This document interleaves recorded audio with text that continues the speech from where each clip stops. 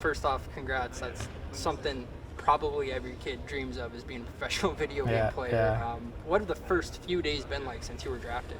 Well, like the whole leading up to the draft, it's been pretty exhausting. Like the whole process. It was my birthday the day before the draft too, so there's just a lot going on. And then after the draft, there's just been a lot of team stuff, like meeting your team, meeting the guys.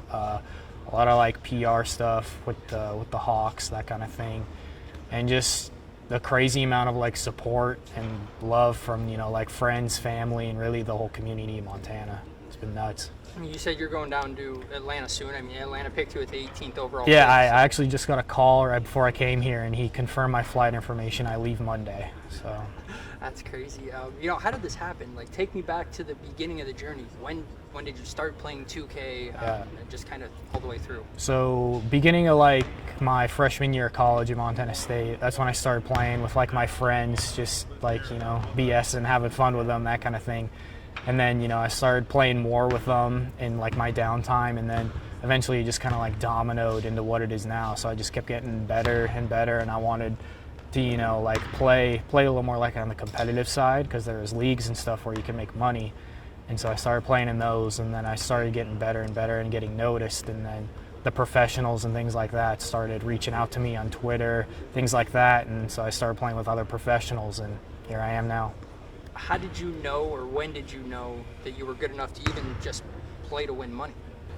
Probably like a couple of years ago, when I won my first tournament for money, and then it just went from there. And then that's when the professionals started playing with me, because they want to make money too in the off season. So yeah.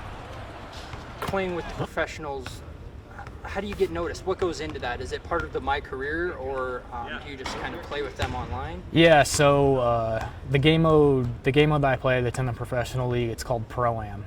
And so it's a 5v5. There's 5 individual players controlling their own player. And so you just play that, and you play against the other professionals in these leagues for money. And so if you're taking money out of the professionals' pockets, that gets their attention. Is that how you got noticed? That's basically how I got noticed. And you use a player that you build and create in this process, correct? Yep. Yeah. You create your own player, your own build, and basically there's a strategy that goes into it. So, like the team you're on with the other people, they create builds to find, for specific roles, to do those roles. And so, that you have like a point guard, shooting guard, a lockdown defender, a power forward, and a center.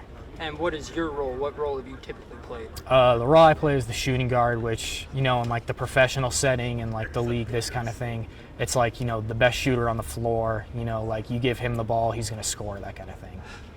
How did you know to be the guy to create a score, to be the go-to guy? I don't know. I mean, I started as a point guard initially, and then I kind of just developed into a shooting guard, because, coming from like my in real life basketball skills, I played point guard in high school, and I was also a volume scorer, so those kind of translated into my interests in this as well. What goes into making that build? Because I know you can do so many different things with it. You can specify your wingspan, your height, your weight, everything like that. So what goes into making it? A lot of hours, just tinkering with things. A lot of input from other professionals as well. If one guy finds something that's really good and works, everyone else is going to copy it. So basically molding a player to your play style and how you like to play, and also what's good with other players and what they like to use. Finding a balance between those. Is there anyone specific, whether it's a gamer or a professional basketball player, anyone specific you try to model your game after? So when I make my player, the main 2 components I like to do is a knockdown shooter and a good defender as well. And then I'll throw some ball handling in there as well. So, a guy that can dribble and shoot, but then also isn't a defensive liability on the other end of the floor. That's the main components I do.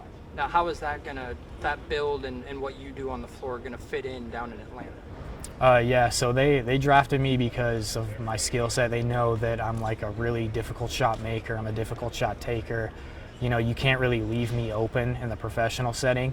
And then also I'm a really good two-way player. I'm one of the more elite two-way players that the league has now. And so on the defensive side of the ball, they know that I'm going to be able to get stops and guard the other team's shooting guards too. In the competitive setting, what does a season like you look like, or for you look like? Yeah, so I'll get to market in Atlanta next week, and then we'll start like scrimmaging and practicing on like the professional build.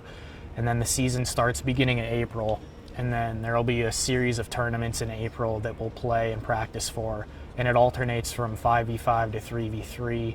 This year the 3v3 thing is new, so we have to practice that more than the 5v5. And then, we'll do that, and then the season runs from like April to the end of August, with the finals being at the end of August. With what you do, what your family does at home, I know Jake's going to be a surgeon, Mallory's a respiratory therapist, and Maddie's an engineer. What was Paul's reaction to you telling him, hey, I'm going to play video games and get paid to do it? Yeah, his reaction, it was something that I had to prepare for, ease into it. He was the last one in my family that I told all this about. I told my siblings first. They loved it. They were like freaking out. I told my mom, and then my dad was the last one. And so, once I explained to my dad and provided him like tangible proof that this is like a legitimate option, like a legitimate career path for me, he was on board because, my dad likes seeing his kids do what they want to do and succeed in what they want to do. So, once I started doing the team interviews, showing him where I'm going, that kind of thing, he was on board. Is there staying power in this?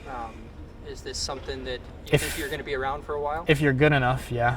If you're good enough, because every year there's retainments, there's trades, that kind of thing. And so if you're a good player in this league, you can play it for as long as you want, really, until you decide to retire. And then there's general managing and coaching opportunities in this too. So is that some avenue that maybe you'll think about down the road? Yeah, I'll think about being like a general manager or a coach or something. But if that doesn't work out, later on down the road, I love sports. I love the NBA. So if this dominoed into a job with an NBA team, that kind of thing, that'd be perfect for me too. You ever pinch yourself thinking, man, how is this real? I still don't think it's real. This is absolutely insane. I don't know how I got here, but I'm glad I am here.